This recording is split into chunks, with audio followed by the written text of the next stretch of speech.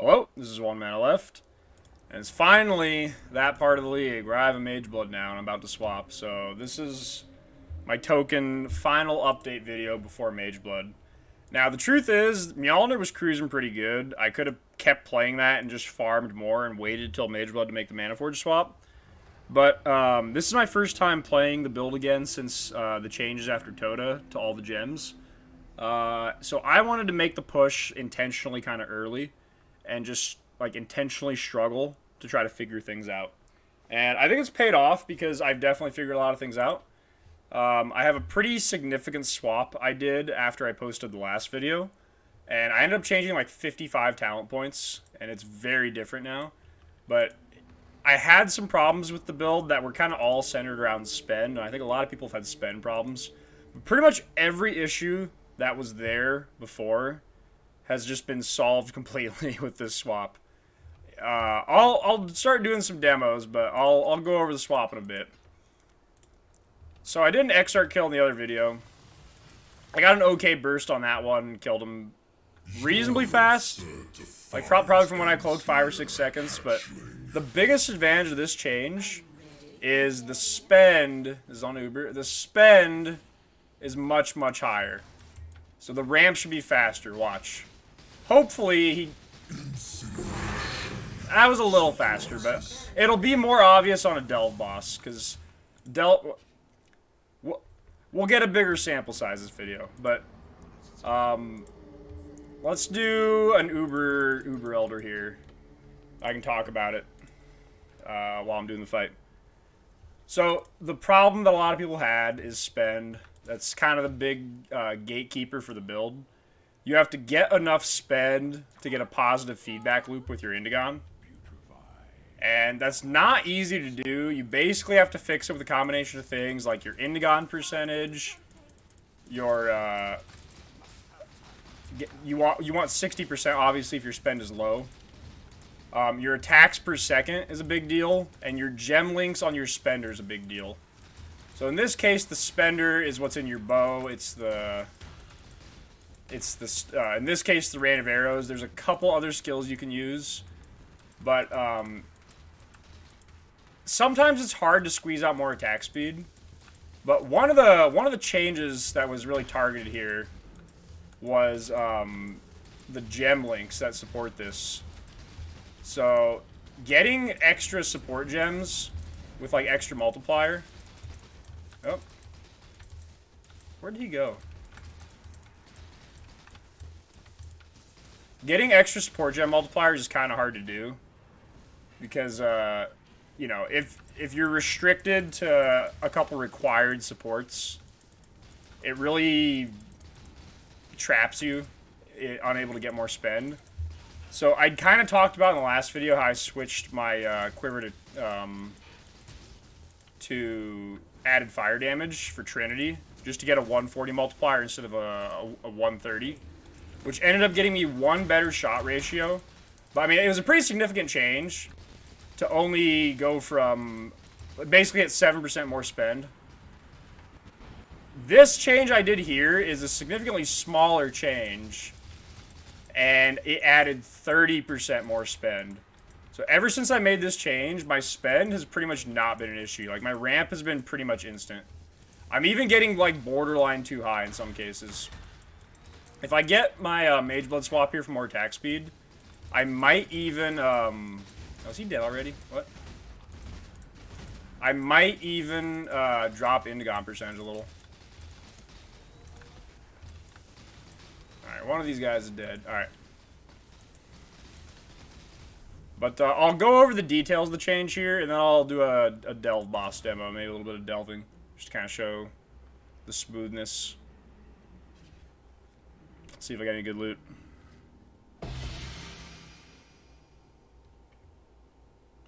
Alright, unfortunately boss didn't drop loot. Okay. So, what did I change? I changed like 55 talent points. I have a 4 large cluster jewels set up, but basically what happened is I was talking in Discord with some guys and trying to kind of figure out like good, easy ways to get more spend, because kind of everyone was struggling with spend. And someone threw out the suggestion to a path to Essence Sap, and it sounded not serious at first until I started looking at it more and POBing it. And it actually, I think, is the correct play for a number of reasons. So like I said, this started with the idea to fix just spend, and this change ended up making like every single thing significantly better. Like everything. So the biggest advantage here is actually the fact that you can get the instant leech node here for 3 points. So you already get Essence Sap, and then you get what is essentially 4 talent points here for 1, because normally for Manaforged, your only option is to path here and spend 4 talent points on instant leech. But if you're going to get Essence Sap naturally, you save 3 talent points by doing it this way. One of the reasons Essence Sap is amazing is because it's a fat amount of leech that's global. So before, in the bow and in the 4 link on gloves, both of those links had the mana leech support gem. That is no longer needed. This is enough leech right here. And it's actually kind of even better because the chest, which is the main nuke, which is Storm Rain, was not running mana leech because it's too detrimental to the damage to give up a link, because it's both multiplier and on damage and multiplier on Manaforged spend cost. So you just lose so much giving up a support gem link for Manaforged now that you don't have anomalous mana leech anymore, which gives crazy amounts of damage. But Essence Sap also applies to Storm Rain. So whereas before you had 2 gem sockets dedicated to getting leech on 2 of your links, both those are gone. Now your nuke is actually leeching mana as well, so you have even more leech. You get the max rate of 10%, so you get an extra 10% per second from natural leech. And the big deal here is the fact that it gives you an extra support gem on your spender. So in this case, I added Lightning Pen back. So I'm at 1.3 times what I had before. So before I had a shot ratio of 5, I've gone all the way to 4. Watch. 1, 2, 3. This one will proc Storm Rain. 4. 1, 2, 3, 4. So I was saying in the last video, a lot of people when they start off just naturally arrive at 7 to 1. With a little bit of tweaking, you can get to 6 to 1. But with the Trinity setup with the momentum link, I was able to get all the way to 5 to 1. But this setup, adding an extra 1.3 times multiplier, gets me all the way to 4 to 1. So it's really smooth in how frequently it's proccing Storm Rain. It's like once per second, whereas like a slow build with 7 to 1 is proccing like every 2.25 seconds. And those procs also spend, so that, you know, carries away the feedback loop. But just my natural spend is now 30% higher. So my spend went crazy. My leech is higher because Storm Rain's now also leeching. And I freed up another socket. This is also a big deal because I'm like, well, I'm going to lose some stats here, right? No, not really. Because before I had to use an unset, because you're so socket starved as Manaforged, like the sockets that you're having to give up is like Sigil of Power, Enhance on Cloak, Increased Duration on Cloak, like some pretty mandatory skill gems. Like, I don't have Calling Strike anywhere. Like, these are, like the 4th best one I listed is 11% more damage. And that's the 4th best one. Like, Sigil is like 20% tankier and 10% more damage. Increased duration is pretty much mandatory for the build to feel smooth. Enhance is like 22% more damage. Like, sockets are so valuable that freeing up a socket in your main spender obviously does crazy things for your ramp. But freeing up a socket here, in this case, let me get another helical ring. So now instead of having helical plus unset, I'm double helical because Calandra's Touch right now are 3 divines. 3 divines for Calandra's Touch. It's basically free. So that pretty much got me all my stats back that I dropped, just getting the second helical. I gained all that spend. But pathing on the left side did a couple other things. So I gained a bunch more jewel sockets for Adorned. And I didn't really even have good jewels crafted to fill those. So this isn't even like super optimal. Because I put in some subpar jewels, okay? I also have a really nice long 51 path for split personality. Now, good Adorned jewels are about tied with these, but I just naturally have a good path. So I bought these for like 2.3. This is also nice if you go crit because you might struggle to get enough strength for crit cap. But just having this option to go strength int, which are like 11 div now, I think maybe, might fix your crit if you have crit jewels. So I took split personalities here, but there's some other things you just pass by that are just like really juicy. So one thing you'll see here is I have so much dex now. And I'm putting move speed in right now because the build felt kind of slow without Mage Blood. But once I get Mage Blood, I might switch these to Suppress. And so I'm going to gain like 100 move speed from Mage Blood, so I might take away 20 and add like 20 Suppress just to feel tankier against bosses and Delve stuff. But Point Blank is another thing. So Storm Rain is pretty much always going to spawn near you. And because of Conduit, it's going to beam off of your body. You are mostly only spawning Storm Rain arrows within range of the max point blank damage value. And it's based off how far the arrow travels, too. So even if you launch a volley of Storm Rains and keep running, all of those Storm Rains behind you that could get, like, 5 meters away or whatever, even them chaining off you and killing monsters in between you, still gets the benefit of the full point blank damage because point blank's damage is based off how far the projectile traveled, not where you are. So even though the skill gems chains off of your body, you're getting the max point blank effect based off where it landed originally. Most cases this is 30% more damage, but obviously in like some low tier mapping, clear speed scenarios, it might be a damage loss, but overall, for actual hard content, bossing, all this stuff, this is basically just 30% more damage. So yeah, you get the Essence Sap. That's amazing. Mind Drinker basically replaces Thrill Killer, so you keep your mana on kill. And then finally, this is a pretty interesting one. So if I look at my talent tree here, let's refund this. So you see my evasion right now is 78%. I have 30k evasion. But Soul Thief's a really good node. It's 2% ES on kill with some evasion and energy shield. It's a good floater 2-point. But you get the evasion mastery, which is a duplicate of Shaper's Touch. So the reason you run evasion in an instack build is because Shaper's Touch gives you so much percent evade that it just makes Grace give you 30k evade. I'm only running Grace. I have almost no aura effect besides Eternal Blessing. I just have Eternal Blessing, actually. It's my only aura effect. And I have no further source of evasion besides just Shaper's Touch with 2k int, or 2200, whatever. That's what's giving me 78% evasion. But look what happens when I just say, okay, well, imagine another Shaper's Touch. Boom, 50k. 85%. So, like, the difference between getting hit 15% of the time and getting hit 22% of the time is you're actually, like, 50% tankier to attacks. And if you have the Watcher's Eye mod for 8 flat evade, this would have been the difference between 93 and, what, 86? So, like, in that case, it's getting hit 16% of the time versus getting hit 7% of the time, so you're, like, over 2 times tankier to attacks. Long story short, 50k evasion, kind of OP. You pretty much never get hit by attacks. But it also makes Ghost Dance really powerful. Because 50k evade on a Ghost Dance stack, and I get more than this with, like, flasks, and I could push this number way higher. I could probably push this to, like, 100k. I could get a Quiver with Grace Aura Effect. I could get, if I did that, I could get to, like, 200k.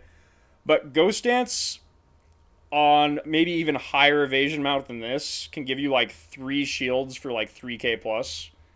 And this has made the build feel really tanky. Like, I'm just going to show a tank demo here. I decided to tank a meteor. This is what a meteor looks like. Take a good look at my energy shield. Don't miss it. Did you miss it?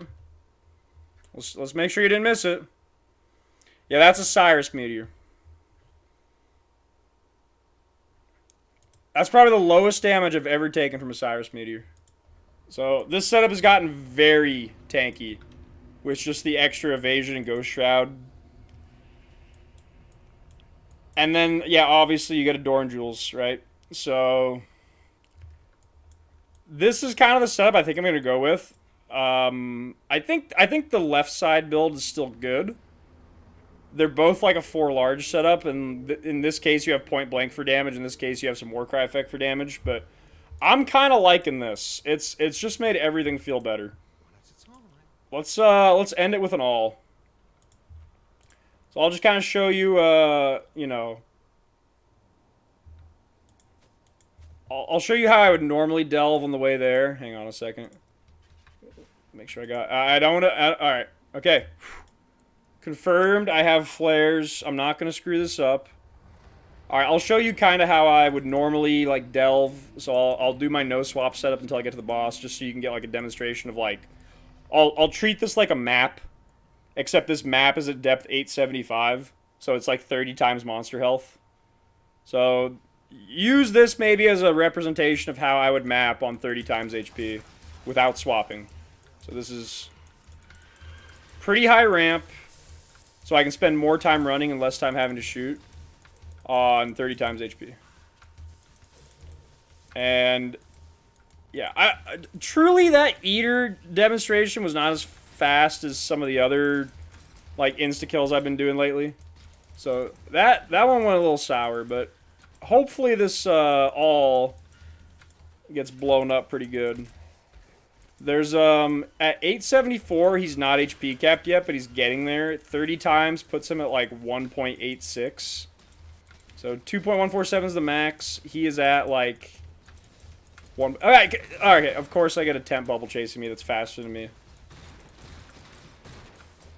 But this guy technically has 7 times more HP than that Uber Eater did. So hopefully this is a good burst, a better burst demo than that, because this is 7 times more health. Whereas before, this would have taken like, you know, maybe this part would have taken like 6 seconds to phase. A little bit faster now. I'll just tank it maybe. This next part before took like 10 or 12 seconds. This is going to maybe take like, hopefully 5. Ready, go. Yeah, like 6. I was getting some vicious bursts earlier where I was killing stuff like super instant. I don't know if it's just lucky timing, but these have been slightly subpar compared to what I was doing like an hour ago. It might. There is a little bit of randomness just with the timing of Storm Rain. Like, sometimes the stars align and you put a volley out, like, the second you ramp super high, and it's just all good timing. Because you're only you know, every 4th shot's actually triggering. So, there's a little bit of... It's a weird kind of RNG. It's not, like, hit RNG. It's timing RNG. That's part of it. Maybe I'm getting bad timing on that, but... Hopefully coming out of this, he dies super fast. I won't flare. I'll just do pure damage, because flares kind of cheat. Alright, there he is. Ready, go. Like 5. Alright, that was not super great, but... It's been ramping much faster. And at least I'm rewarded for my efforts here in getting a Grace Necklace. But, I don't know how many Divines those are, but I think they're actually not nearly that much. I think Determination's a lot of money. I think Grace isn't that much. But, I thought I'd give this update, because I'm going to put a Mage Blood on now, and that's going to change a few things. But maybe at the end of this weekend I'll give another update, because I hope to get the full swap to Mage Blood and Crit Jewels. And then whatever it looks like now, it's going to look like a sports car once I have that. I'll be doing 3 to 4 times damage at like double the speed. So this is like, I learned a lot.